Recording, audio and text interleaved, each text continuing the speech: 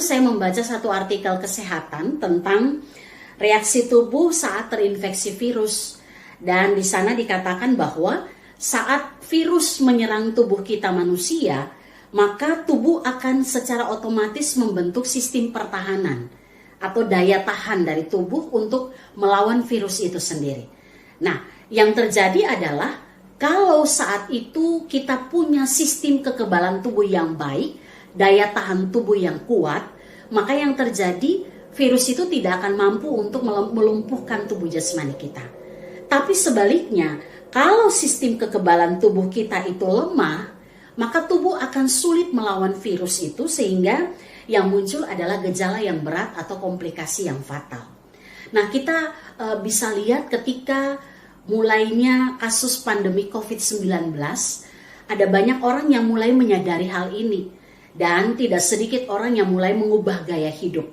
Ada yang mulai dengan berlomba-lomba untuk membangun sistem imun tubuh atau kekebalan tubuh yang baik dengan cara menjaga kesehatan, mulai menaikkan imun tubuh dengan cara menjaga kebersihan, makan makanan bergizi, bahkan ada juga yang rame-rame jemur badan kita di pagi hari, ada yang bilang jam 10 ke bawah, jam 10 ke atas.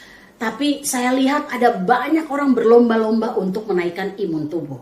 Yang tadinya malas olahraga tiba-tiba jadi olahragawan. Ya, itu yang terjadi ketika pandemi COVID-19 ini mulai terjadi di tengah-tengah kehidupan kita masyarakat.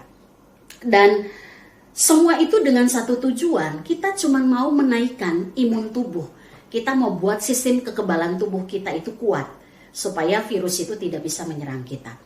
Saya merenungkan bagian ini dan saya mendapat satu gambaran bahwa pola yang sama juga Bapak Ibu Saudara, itu juga dialami dalam kehidupan kerohanian kita, ya, sebagai anak-anak Tuhan. Kalau sistem kekebalan rohani kita kuat, ya, maka kita akan mampu atau kita tidak akan mudah untuk jatuh dalam melakukan perbuatan dosa. Kita tahu ketika kita melakukan dosa, maka saat itu rohani kita sedang ada dalam kondisi yang sakit. Maka yang terjadi adalah bagaimana supaya sistem kekebalan rohani kita itu kuat. Beberapa minggu yang lalu saya ingat banget waktu pada peristiwa Pentakosta, itu dikatakan saya sampaikan tentang beberapa hal yang berkaitan dengan disiplin rohani. Untuk kekebalan rohani kita kuat, kita harus melakukan yang namanya gaya hidup mendisiplinkan rohani kita. Contohnya disiplin, bentuk-bentuk disiplin rohani. Kita mendisiplinkan waktu doa kita, ya. Artinya kita harus mendisiplinkan diri untuk punya waktu bicara dengan Tuhan setiap hari. Ya.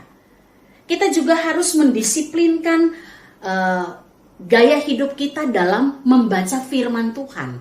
Kenapa kita harus mendisiplinkan bagian yang satu ini? Supaya kita punya pengetahuan akan kebenaran, dan itu yang akan membuat kita mampu melawan berbagai angin pengajaran yang bisa menyesatkan kehidupan rohani kita. Kita juga bisa melakukan yang namanya disiplin membagi firman Tuhan. Ini yang saya katakan dengan cara mentoring. Kita ada dalam komunitas yang saling membangun, berbagi firman, melakukan kesaksian, berbagi pengalaman rohani kepada orang lain. Sehingga itu yang membuat baik orang lain maupun kita bertumbuh bersama di dalam firman Tuhan. Kita juga bisa melakukan salah satu bentuk disiplin rohani adalah dengan bersekutu, beribadah bersama, membangun komunitas yang benar. Bahkan juga melakukan disiplin rohani dengan cara berpuasa, menahan diri dari segala keinginan daging yang bisa menyesatkan kita. Nah, itu bentuk-bentuk disiplin yang bisa kita lakukan untuk membentuk kekebalan rohani kita. Sehingga kalau orang melakukan disiplin rohani, itu nggak bisa satu kali dan selesai. Tapi Bapak Ibu Saudara, itu butuh untuk menang, itu butuh usaha yang konsisten, yang terus-menerus terjadi dalam hidup kita. Dan saya percaya sebuah kedisiplinan rohani yang kita lakukan, itu akan membuat rohani kita kuat. Nah Bapak Ibu Saudara, oleh karena itu kita harus mengerti dengan baik ya, untuk kita bisa punya kehidupan rohani, kehidupan spiritual yang itu bisa kuat dan mampu membawa kita untuk menangkal setiap virus dosa yang berusaha untuk menghancurkan hidup kita. Maka yang harus kita pahami adalah apa yang Tuhan sudah lakukan bagi kita dan apa yang harus kita lakukan agar kita punya kehidupan rohani yang benar. Nah, Rasul Paulus dalam surat kepada jemaat di Roma, Bapak Ibu kalau baca Roma itu sistematis sekali.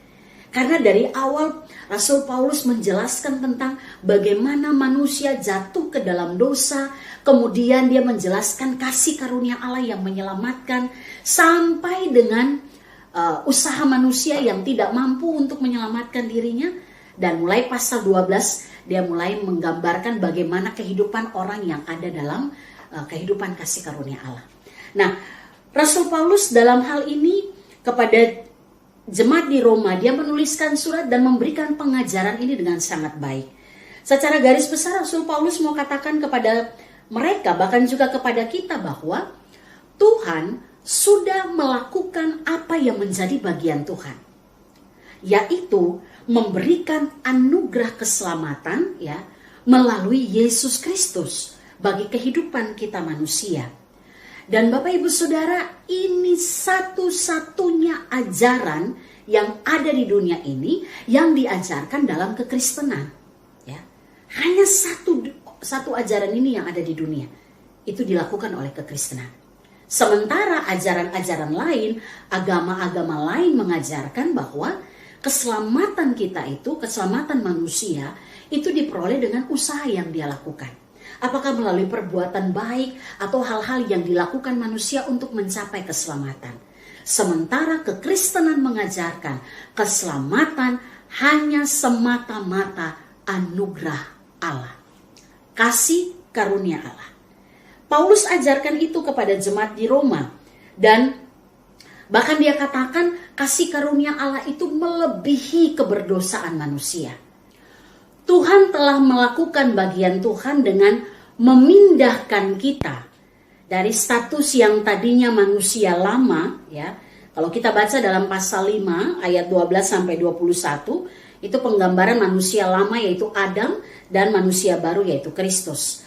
Nah, Tuhan sudah memindahkan kita dari status manusia lama Adam yang dikuasai oleh dosa, diperbudak oleh dosa, menjadi manusia baru yaitu di dalam Kristus yang tidak lagi dikuasai dosa tetapi hidup di dalam kasih karunia, hidup di dalam kebenaran Allah.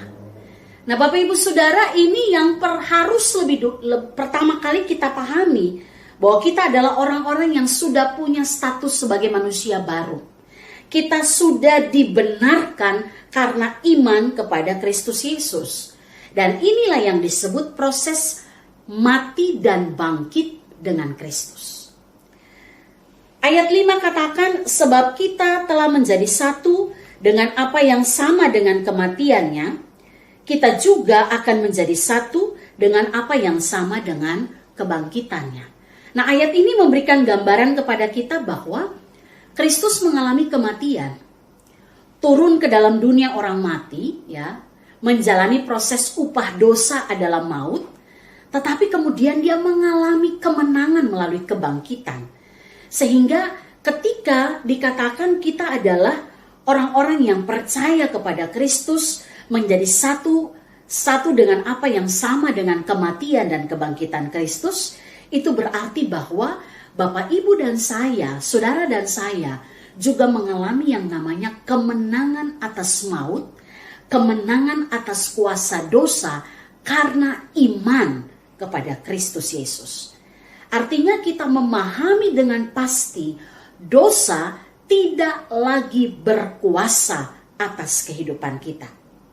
Oleh karena itu dalam ayat ke-7 tadi dikatakan dengan jelas bahwa sebab siapa yang telah mati, ia telah bebas dari dosa. Dengan kata lain bahwa seorang murid Kristus punya otoritas penuh untuk mematikan kuasa dosa dalam dirinya dengan tetap mengandalkan kekuatan Tuhan. Ya, artinya kalaupun kita mampu bukan karena kekuatan kita, tetapi karena kekuatan Tuhan melalui kuasa rohnya di dalam kehidupan kita. Nah Bapak Ibu Saudara, kemungkinan untuk melakukan dosa itu ada. Ya, kita nggak bisa pungkiri semua orang, tidak terkecuali siapapun dia, masih punya kemungkinan untuk melakukan dosa. Tapi seorang murid Kristus tidak lagi punya selera untuk berbuat dosa, tidak lagi mau diperbudak, dan dosa tidak lagi merasuk kehidupan kita. Ya. Bagian ini penting bagi kita Bapak Ibu Saudara. Tadi saya katakan nggak ada satu orang pun yang sempurna, semua masih punya potensi untuk melakukan dosa.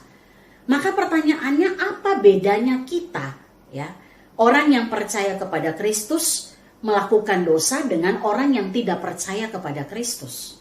Bedanya apa? Bedanya adalah orang yang percaya kepada Kristus, dia punya jaminan untuk menang. Kenapa?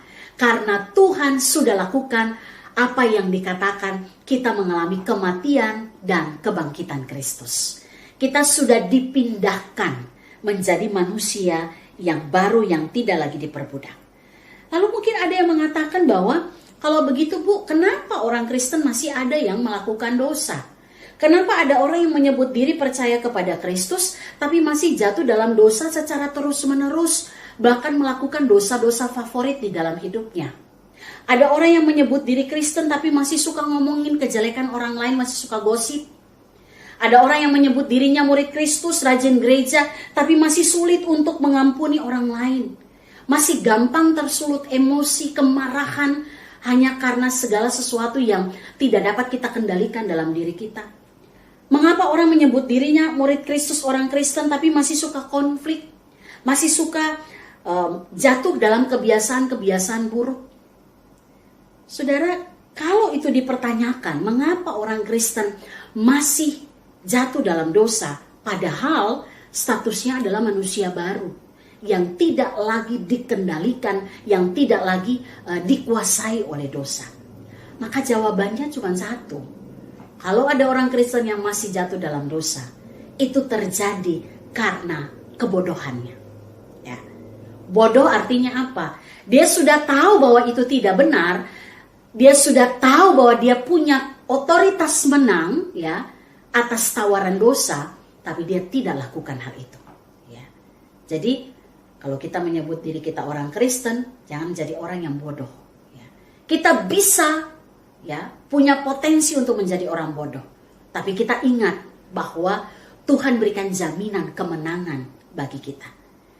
Kalaupun yang kedua, kalau ada orang Kristen yang masih jatuh dalam dosa, tidak hanya karena kebodohannya, tapi juga karena kelalaiannya. Ya. Kelalaiannya artinya dia nggak punya gaya hidup mendisiplinkan rohaninya, makanya dia mudah jatuh dalam tawaran dosa. Itu yang tadi saya katakan. Pendisiplinan rohani itu sangat penting untuk melatih kita. Kita menyadari bahwa kita adalah manusia baru di dalam Tuhan. Oleh karena itu, mengapa Rasul Paulus katakan pada bagian terakhir ayat 12 dan 13, dikatakan jangan lagi dosa berkuasa atas tubuh kita yang fana, dan jangan kita serahkan anggota-anggota tubuh kita untuk dipakai menjadi senjata kelaliman. Tetapi dikatakan serahkanlah diri kepada Allah dan serahkanlah anggota tubuh untuk dipakai menjadi senjata kebenaran. Kenapa? Karena kita adalah manusia baru yang telah mati dan bangkit bersama dengan Kristus. Bapak Ibu Saudara yang dikasihi oleh Tuhan, mendisiplinkan diri, ya, pendisiplinan kepada rohani kita akan membuat roh kita dikendalikan roh Allah, dan itu menjadi jiwa kita akan sehat. Dan kalau roh kita dikendalikan roh Allah, jiwa kita sehat, tubuh kita akan kuat, dan kita mampu melakukan hal-hal yang dikehendaki oleh Tuhan. Oleh karena itu, setiap kali kita merayakan perjamuan kudus, maka sesungguhnya Bapak Ibu dan saya sedang merayakan hari kemenangan kita atas segala kuasa dosa yang membawa kita mengalami kematian. Kita telah menang atas kuasa dosa. Maka sesungguhnya setiap kita akan tahu dengan pasti bahwa saat ini saudara dan saya hidup di bawah otoritas Allah, Dan kita mau latih diri kita terus-menerus untuk hidup dalam sebuah kehidupan rohani yang kuat. Kita bisa berkata tidak terhadap tawaran dosa, dan kita kehilangan selera untuk melakukan dosa. Tuhan memberkati Bapak Ibu Saudara untuk terus berjuang, lakukan pendisiplinan rohani, dan kita akan melihat